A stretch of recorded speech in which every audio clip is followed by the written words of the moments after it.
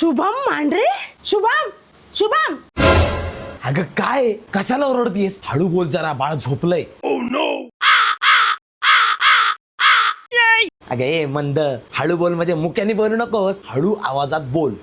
अबे हे पार्सल तू ये काय याच्यात? पार्सल दे. मी नाही देणार. माझं पार्सल आलं असेल.